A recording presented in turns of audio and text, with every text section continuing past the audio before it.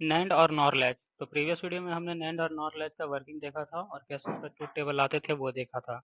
इस वीडियो में हम कुछ ट्रिक्स देखेंगे जिसके थ्रू हम नैंड और नॉर लैच का ट्रुथ टेबल को बहुत सिंपली से हम डिजाइन कर सकते हैं बिना किसी प्रीवियस नॉलेज के। तो देखते हैं सबसे पहले क्या होता है इसमें। तो यहाँ पर नैंड गेट की एक इम्पॉर्टेंट प्रॉपर्टी होती है कि अगर हम नैंड गेट में कोई भी एक इनपुट को जीरो रखते हैं तो उसके करस्पॉन्डिंग हमारा आउटपुट वन मिलता है। ठीक है, तो हम बारी बारी से चार केसेज यहाँ पर हैं, चारों केसेज में देखते हैं कि क्या होता है हमारा। तो इन द फर्स्ट केस हमने एस की वैल्यू को जीरो और आर की वैल्यू को जीरो रखी है। तो जब हमने एस की वैल्यू को जीरो और आर की वैल्यू को जीरो रखी है तो इसके लिए हम फिर से अगर प्रॉपर्टी देखते हैं तो क्या है, तो प्रॉपर्टी के अनुसार हमारा जो आउटपुट है वो वन आना चाहिए। तो यहाँ पर हमारा जो आउटपुट है वो वन आ गया और यहाँ पर भी जो हमारा आउटपुट है वो वन आ गया। ये वन यहाँ पे शिफ्ट कर जाएगा और ये जो वन है वो यहाँ पे शिफ्ट कर जाएगा क्योंकि डायरेक्ट वायर से कनेक्टेड है। ठीक है, तो अब एक इनपुट हमारा वन था ये पता चल गया और एक इनपुट हमने प्रीवियसली जीरो अप्लाई किया ही था। तो जब एस की वैल्यू जीरो और आर की वैल्यू जीरो थी तो हमारा अगेन तुम्हारा जो क्यू बार है वो क्यू बार की भी वैल्यू जीरो आ रही है, क्यू बार की वैल्यू वन आ रही है और क्यू की भी वैल्यू जीरो आ रही है। तो इन दोनों केसेस में क्या हो जा रहा है कि क्यू और क्यू बार दोनों की वैल्यू इक्वल है, जबकि वो होना नहीं चाहिए क्योंकि क्यू और क्यू बार आपस में कॉम्प्लीमेंटेड फॉर्म में है। तो इसे हम बोलेंगे कि ये हमारा इनवैलिड स्टेट है। नेक्स्ट केस में हमने क्या देखा है कि एस की वैल्यू को जीरो रखते हैं और आर की वैल्यू को वन रखते हैं। तो जब एस की वैल्यू जीरो है और आर की वैल्यू वन है तो जब एस एज एन इनपुट यहाँ पर जीरो हो जा रहा है तो इसके करस्पॉन्डिंग जो हमारा आउटपुट ऑब्टेन होगा वो हमारा फिक्स रहेगा कि वन ही होगा। ठीक है, और आर का एक वैल्यू जो हमारा था वो आर का एक वैल्यू हमारा वन है, दूसरा वैल्यू जो यहाँ पर आया वो भी वन है। तो यहाँ पर जो आर की वैल्यू हमें ऑप्टेन हो जाएगी वो ऑप्टेन हो जाएगी जीरो। तो अब क्यू की वैल्यू जीरो ऑप्टेन हो रही है तो इसे हम रिसेट स्टेट बोलते हैं, क्योंकि हमने प्रीवियस वीडियो में जाना था कि जहाँ पर भी हमारा आउटपुट जीरो आ जा रहा है तो उसे हम रिसेट स्टेट बोलते हैं। ठीक है, नेक्स्ट केस में हम क्या देखते हैं कि एस की वैल्यू को वन और आर की वैल्यू को जीरो रखते हैं।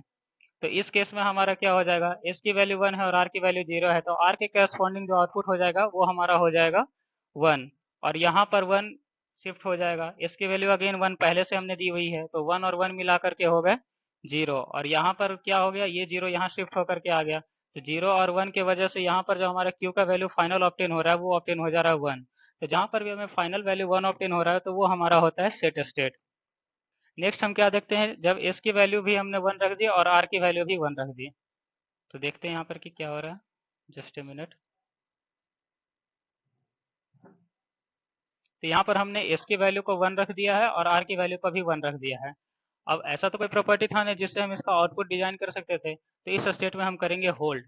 और जब हम होल्ड करते हैं तो जो हमारा फाइनल आउटपुट होता है वो हमारा प्रीवियस इनपुट के बराबर ही होता है। तो यहाँ पर जो हमारा आउटपुट ऑप्टेन होगा वो हमारा क्यू एन ही रह जाएगा और इसे होल्ड स्टेट बोलेंगे। तो ये ट्रिक था जिसके थ्रू आप नैंड गेट का ट्रूथ टेबल डिजाइन कर सकते हैं बिना कोई प्रीवियस सारे केसेस को लिए हुए।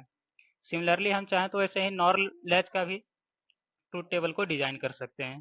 तो नॉर लैच में हम क्या किए थे, सिंपली नैंड गेट्स की जगह पे हमने नॉर गेट्स को प्लेस कर दिया था। अगेन यहाँ पे चार केसेज आएंगे, जब एस की वैल्यू जीरो आर की वैल्यू जीरो और इसके चारों कॉम्बिनेशन हो जाएंगे। तो नॉर गेट की इंपॉर्टेंट प्रॉपर्टी ये है कि जब भी हमारा इनपुट वन होगा तो आउटपुट जीरो हो जाएगा। तो ये प्रॉपर्टी आपका सिंपली जो प्रीवियस प्रॉपर्टी हमने नैंड गेट के केस में लिया था उसके जस्ट अपोजिट है। तो हम सेम प्रोसीजर फॉलो करेंगे और हमारा ये आउटपुट ऑप्टेन हो जाएगा। देन कुछ इंपॉर्टेंट पॉइंट्स है जिन्हें देखना जरूरी होता है। तो पहला पॉइंट हमारा ये होता है कि for unequal delay of gates also the operation is valid. कहने का मतलब ये है कि जब हम एस और आर की वैल्यू को डिफरेंट रखते हैं तो भी हमारा ऑपरेशन वैलिड होता है। ठीक है, ये जरूरी नहीं है कि एस और आर की वैल्यू हमें हमेशा सेम ही रहना पाए। दूसरा हमारा ये है कि कॉम्बिनेशनल सर्किट में जो आउटपुट है वो इनपुट के कॉम्बिनेशन पे डिपेंड करेगा, जबकि सिक्वेंशियल सर्किट में जो हमारा आउटपुट है वो इनपुट के सीक्वेंस पे डिपेंड करता है। तो ये रिमेंबरिंग पॉइंट्स हैं। देन हम कुछ कंक्लूजन ड्रॉ करते हैं for S R NAND and S R NOR latch. तो एस आर नैंड लैच के केस में क्या होता है कि अगर इनपुट सीक्वेंस हमने जीरो जीरो दिया then followed by one one दिया तो जो केस अराइज होता है वो इस प्रकार है कि अगर दोनों गेट का डिले सेम है तो हम कह सकते हैं कि हमें कोई भी स्टेबल आउटपुट नहीं मिल रहा है और आउटपुट हमारा ऑसिलेटरी इन नेचर होता है, तो इसे हम क्रिटिकल रिस्क का केस बोलते हैं। ठीक है, लेकिन जब दोनों गेट का डिले इक्वल हो जा रहा है तो हमें स्टेबल आउटपुट मिलता है और ये केवल individual delay of each gate पे ही डिपेंड करता है।